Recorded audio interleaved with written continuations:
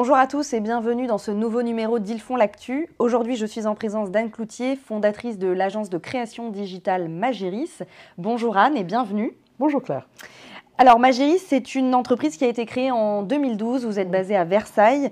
Cette agence permet d'accompagner les PME, les entrepreneurs, les institutionnels et les grands comptes dans leurs projets web. Quand on arrive sur votre site internet, tout de suite on est happé par cette phrase d'accroche. On vous promet la lune, préférez le soleil. Alors pourquoi préférer le soleil ? Déjà, on est dans la ville du roi soleil, à Versailles, donc il nous fallait rendre cet hommage à cette ville de création. Ensuite, on vous promet la lune. On est sur un domaine qui s'est complexifié techniquement de façon colossale les dernières années. Les outils s'empilent. Et cette complexité est parfois traduite de façon un peu aléatoire, j'ai envie de dire. On promet la lune, quoi, cette expression. Ok. Alors au début, j'insistais justement sur le fait que vous étiez une agence de création digitale. Pourquoi agence de création ?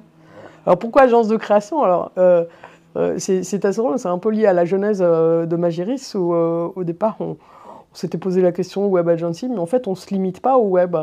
On est vraiment sur de la création de contenu qui soit visuel, de charte graphique. Et aujourd'hui, avec l'IA, ça prend tout son sens, puisque vraiment, notre cœur de métier, notre spécialité, et ce qui nous différencie, c'est que vraiment, nous produisons des contenus qui soient graphiques ou textuels pour nos clients. D'ailleurs, ces clients, qui sont-ils ? Vous l'avez dit tout à l'heure, c'est très vaste. On a des groupements d'intérêt économique européens, on a des grands institutionnels, qu'ils soient associatifs ou professionnels. On a pas mal de TI, des PME industrielles et des indépendants, du tertiaire ou non. Qu'est-ce qu'ils viennent chercher chez vous spécifiquement ? Il y a aussi une envie peut-être de revoir complètement le design, cette intelligence artificielle aussi, on en reparlera tout à l'heure comment vous l'utilisez. Il y a aussi cette cybersécurité à prendre en compte. Ouais, je crois que justement aujourd'hui, on le disait tout à l'heure, ça s'est beaucoup complexifié. Et l'idée, c'est de délivrer nos clients de cette complexité technologique qui peut être assez chronophage. Donc on permet en fait à nos clients de se concentrer sur leur activité, on les aide à se développer finalement et on utilise au mieux tous les outils qui existent avec un accompagnement, de l'écoute et on rentre dans le métier de nos clients. On est vraiment, on travaille ensemble de façon très agile au travers d'ateliers. Ce qui permet d'être dans la durée et ce qui nous permet d'avoir d'ailleurs notre part d'activité en fait représente pour plus de la moitié ce travail d'accompagnement après la création ou la refonte d'un site web. On ne se limite pas, on aime bien le dire, faire un site web pour faire un site web, il y a plein de monde pour faire ça et il y a des gens qui le font très bien, d'autres moins bien. Nous, vraiment, on s'inscrit vraiment dans un processus de transformation numérique et de création digitale sur la durée. Vous avez la particularité dans votre agence d'utiliser l'intelligence artificielle. Comment vous mettez l'IA au service de la création ? Comme le plus beau des outils, puisque justement, qui dit création digitale dit création de contenu. Qui dit création de contenu dit data.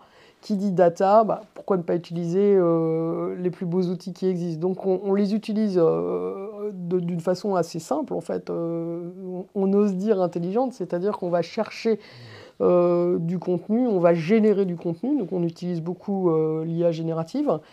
Mais surtout, on va croiser en fait ces données. On a des algorithmes qui nous permettent de croiser cela avec les données de référencement. Et ça nous permet d'optimiser les textes, d'optimiser les contenus jusqu'à temps qu'on ait un résultat satisfaisant. Qui dit satisfaisant dit une bonne visibilité pour nos clients. Et les résultats sont au rendez-vous. Et donc aussi, c'est aussi pour ça que nos clients continuent à travailler avec nous.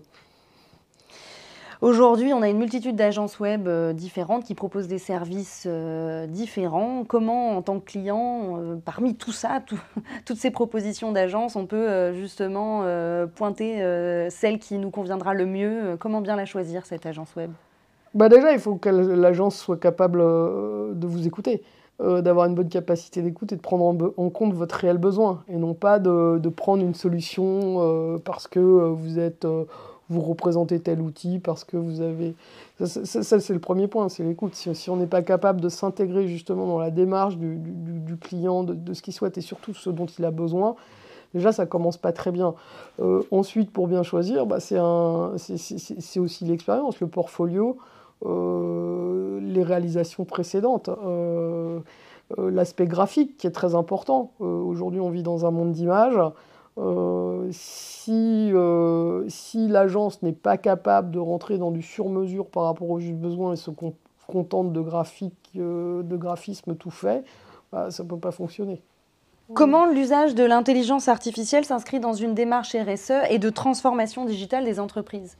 Bah, ça vient au cœur, en fait, ce sont des outils complémentaires, c'est-à-dire que la façon dont on communique avec ses clients, dont on communique en interne, soit au travers des réseaux sociaux, soit au travers d'un site web, s'inscrit parfaitement dans la démarche RSE. Donc ça, c'est le premier point. Le deuxième point, techniquement aussi, puisque nous sommes des grands psychomaniaques des temps de chargement de page, et donc le fait d'utiliser l'IA nous permet d'arriver au bon niveau de pertinence. Merci beaucoup Anne Cloutier d'être venue sur Ils font l'actu pour nous parler de votre agence Magéris, agence de création digitale. Merci à tous de nous avoir suivis et on se retrouve très bientôt pour un nouveau numéro.